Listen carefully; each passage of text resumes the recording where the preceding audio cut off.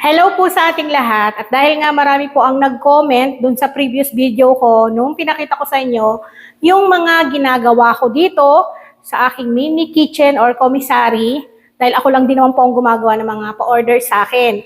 At dahil marami nga nag-comment, interesado, magkano daw yung paggawa ng mga stainless, lababo, table, yung mga gamit ko rito, sabi ko gagawan ko na lang ng mini vlog para po ma-share sa inyo yung bawat sukat, pero yung iba hindi ko alam kung ano yung sukat kasi matagal na. Then yung mga price para po sa mga gusto rin magtayo ng ganito, gusto rin na magpagawa, at ilalagay ko na rin po yung kung saan ako nag-order, nagpa-customize nitong mga nakikita ninyo. Sa totoo lang po, yung mga ibang gamit dito, galing pa doon sa bahay ko. So itong ginagawan ko na to, mga ilang hakbang lang malapit sa bahay ko. Bali, pinagawa ko talaga to kasi gusto ko yung malaking space para po kapag nagpapa-feeding program po kami, mas malawak yung gawaan ng tinapay, ng mga pagkain, para po mas mabilis kaming makakakilos. At yun nga po, ang gusto kong tema is lahat po stainless na para po talagang laging malinis talagang tignan, maaliwalas. Kaya naman, alam ko excited na kayo. Isa-isay na natin ipakita sa inyo. So, unahin natin dito sa ating stainless table. Bali, ang haba niya ay 6 feet. Pwede kayong magpa-customize po ng hanggang 8 feet. Tapos, yung lapad niya ay 100. So, sobrang lapad niyan, mga manay. Kung makikita ninyo. Then, yung kanyang taas ay 80. 2-layer na po yan. So, pwede kayo maglagay dyan sa baba ng mga gamit ninyo. Hanggang 3-layer, pwede kayo magpa-customize. So, ang kagandahan nito, dahil malapad nga siya, mas marami tayong mailalagay. Kaya ako to pinagawa kasi kapag nag-feeding, nahirapan po kami, maliit yung mesa sa bahay. So, at least ito, malapad na. Mag-order pa ako ng isa nito kasi nagandahan ako. Makapal din, maganda yung pagkakagawa. So, ang presyo nito is 16,500 pesos. Yung pa-customize ko nito, mga manay. So, meron na rin ako mga natanungan nito. Yung iba umabot pa ng 24. So, nasa inyo, pwede rin kayo mag-canvas sa iba para po mas makapili kayo kung saan kayo tingin nyo mas makakamura. Next, ito namang ating sink. Double sink na to, mga manay. Sobrang lalim niyan. You know? Malalim talaga yan. So, marami talaga kayong mailalagay. Ayan, no? Huhugasan ninyo ng mga gulay, karne. Kasama na po ito. Yung gripo na yan. So, ang kagandahan dito, makapal. Full stainless po yan. Bali, ang sukat nito, yung kanyang haba is 175. Yung taas ay 80, tapos yung lapad ay 60. So, pwede pa kayo maglagay dito. Nagko-customize din sila kung gusto nyo, 3 yung sink ninyo. Ayan. Then, meron siyang kasamang 3-layer sa baba, lagayan ng gamit. So, kayo naman yung masusunod kung anong gusto nyong design, pwede kayo magtanong sa kanila. Then, ang laging tinatanong, ang aking gilingan ng karne. Gilingan ko rin ng gulay. So, eto mga manay, ang dahan dito is lahat po ito natatanggal. So, nababaklas yan. Nababaklas din to. Pwera lang tong kanyang pinaka-machine. So, eto, pwede nyong linisan yan. Hugasan ng maigi. Patuyuin. Huwag nyo pong hayaan siya na basa, lalo na tong kanyang mga bala. Ayan, kasi may tendency na pwede siyang kalawangin. Ayan. So, ayan. Yung bala po nito ay may pre na siyang 5 iba't ibang size ng bala. Depende sa igigiling ninyo. So, yan po lahat ay nalilinisan. Kaya gamitin. Pag ginagamit namin dito, hugas, linis. Then kapag tuyo na, saka namin tinatakpan ng malinis na plastic para po hindi siya naalikabukan. Then dito sa likod niya, nakalagay yung mga iba pang bala. Ito po, nag-unbox na ako nito nung pagkakabili ko rito. Bale, ito naman na order ko online sa Shopee. Hindi po ito sponsored mga manay ha. So may iba't ibang sizes yan. Tatlo, may pinakamalaking malaki. Second, then yung third. Tapos yung pang-apat yung pinakita ko sa inyo. So kapag nahugasan, napatuyo na maigi, lagay lang sa likod, nakatago. Hindi siya nakakapitan ng mga insekto. Bali dito naman, nabili ko siya ng 14,753 pesos. So, nakales pa po ako doon kasi nung na-order ko siya, may sale. Free shipping. Mabigat ito mga manay ha. Kaya talagang ingat po talaga sa paglilinis at pagbubuhat. So, pwede kayo mag-check din kung meron sa inyong malapit na store na pwede nyo tignan. Ako kasi bago ako umorder online, chinecheck yung mga previous buyers. Yung mga reviews nila, kapag maganda, saka ako nag-order. Next, ito namang aking lutuan ng pares. Pwedeng lugaw, kung anong meron dyan, gusto nyo lutuin. So, ang size nito naman, ang kasya ditong kaldero is yung pinakamalaki. Ito kasi maliit to eh. Pinakamalaki, yung number 1 na kaldero mga manay.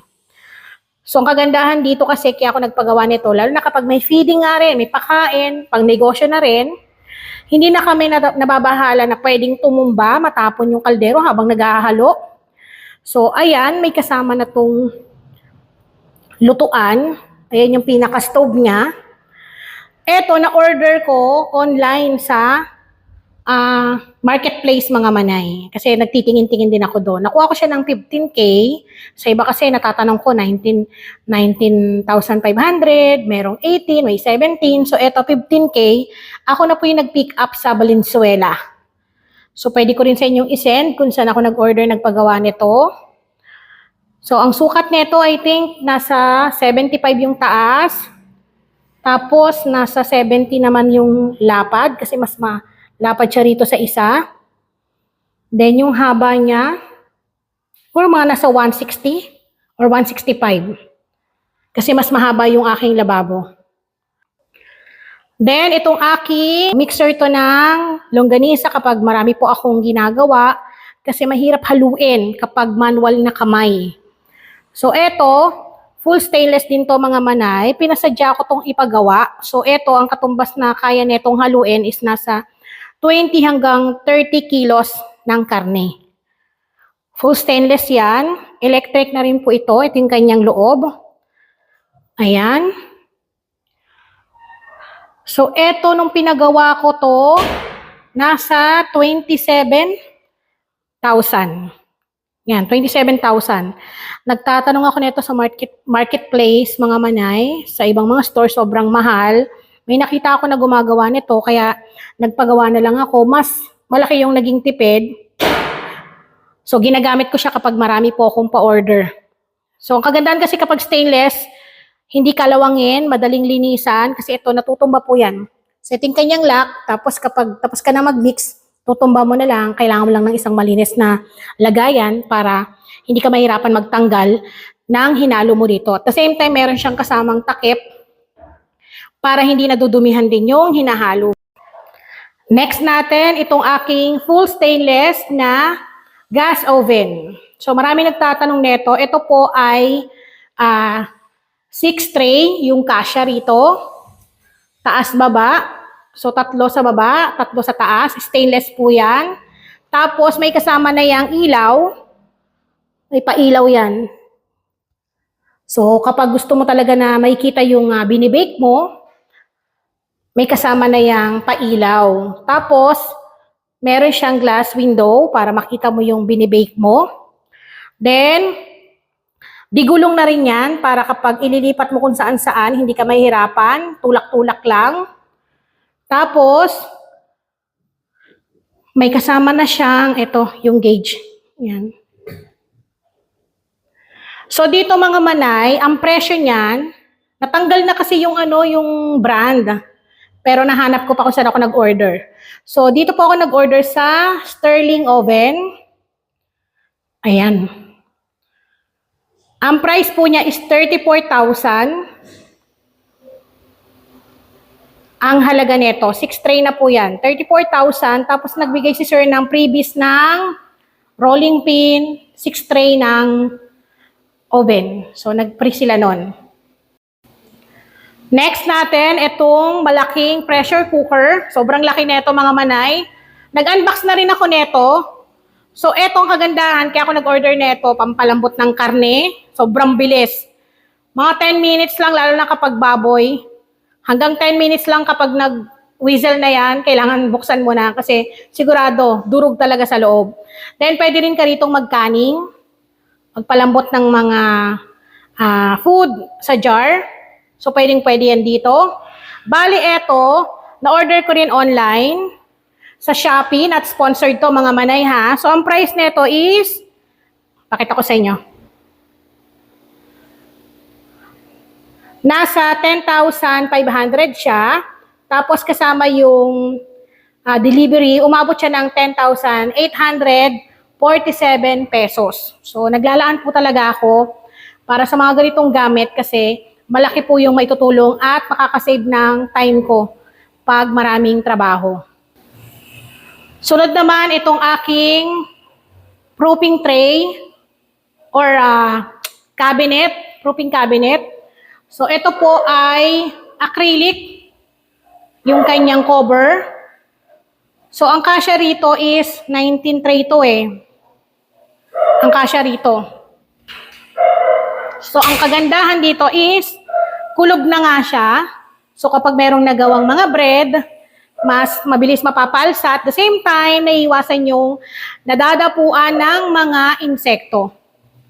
So, nasa 19,500 yung paggawa ko neto. Tapos, alam ko 19 tray to mga manay. Marami ka talagang malalagay dyan. So, eto naman, pinagawa ko malapit lang dito sa bahay namin. Kasi, dito ako sa Bulacan, sa Muzon. Yan. So, kung meron kayong malapit din sa lugar ninyo na gumagawa ng mga ganito, pwede kayo magtanong kung tingin ninyo mas mura doon. Mas mainam na doon kayo magpagawa. Kasi ito, pinagawa ko is 19,500 yung total ng pagpapagawa ko dito. So, malaki yan mga manay. O, di ba? Ang gandang tignan kapag may pinaka-cover siya, malinis tignan, mas safe po yung ating food kapag nilalagay natin dito. Next natin, itong ating timbangan. So, kailangan maglaan talaga kayo ng timbangan. So, kagandahan dito, kahit yung maliliit na gramo, is kaya niyang timbangin. So, ito, umaabot siya hanggang 30 kilos. Kaya niyang timbangin. So, ang tatak nito is General Master. Ayan. In-order ko to online. So, kagandahan dito, ang price niya mas mura. Kasi, pumapatak lang siya ng 2,299 pesos. Free shipping na yon mga manay. So, kapag kayo ay nagbe-bake or kung ano man yung mga, lalo na pagbibenta, tapos kailangan tinitimbang talaga. So, mas mainam maglaan tayo ng budget para sa timbangan natin para hindi magkamali yung mga recipe na ginagawa natin. Hindi tayo malulugi. Then, ito naman yung next natin. Yung aking stand mixer na ang tatak po niyan is Beltron. Ayan. Matagal na po ito sa akin mga manay. Bali ito, in-order ko po kay Chef Dea. So, ito po ay, ang bili ko rito is nasa 27,000 na kaya niyang mag-mix ng 3 kilos ng harina. Then, kapag nalagyan ng tubig yon, total of 6 kilos, yun ang kaya niyang i-mix dito. So, napakalaki na ito mga manay. Mukha lang siyang maliit, pero malaki po yan. At mabigat din. So, 27,000 to, yung pagkakabili ko rito. Pero, di ko lang alam ngayon kung magkano na kasi nasa 2 years na to. Yan. Itong aking stand mixer mga manay. Madalang ko lang itong gamitin. Pero ngayon siguro, baka maging madalas na kasi ito po ay ginagamit ko kapag meron kaming feeding program. Magdamagan kaming nagmi-mix ng dough dito, mga tinapay, mga cupcake namin, cookies. So, dito ko na yan mini-mix kasi pang maramihan talaga. So, malaking bagay yung matutulong talaga nito kasi marami kang magagawa at the same time yung oras na ilalaan mo sa pagmi-mix dito na. So, ayun mga manay, ayun muna yung mga pwede ko sa inyong i-share dito sa aking kitchen kasi marami pa pong kulang. Sobrang dami pang kulang nito mga manay. Kasi kung mapapansin nyo, wala pa akong extra table na ganito. Tapos, mga trays pa na paglalagyan. Hindi ko pa napapakita sa inyo yung mga lagayan ko dito, yung mga gamit ko para dito sa aking kusina. Pero sa next na vlog na yon mga manay. So para sa mga katanungan ng ating mga viewers, ayan, ilalagay ko na lamang po yung link. At kung saan ako nag-order ng mga gamit dito na pinakita ko sa inyo kanina. Maraming salamat po sa inyong suporta. At syempre, ayan, comment down below kung ano pa yung mga gusto nyong i-share ko sa inyo. Dahil dito sa ating kusina, hindi lang recipe na pangkabuhayan, ay gusto ko rin sa inyong i-share kung ano yung mga ginagawa kong routine, lalo na sa papasukin kong negosyo. Sana po ay suportahan niyo pa rin po ako, ang inyong manay. Maraming salamat po sa inyong panonood.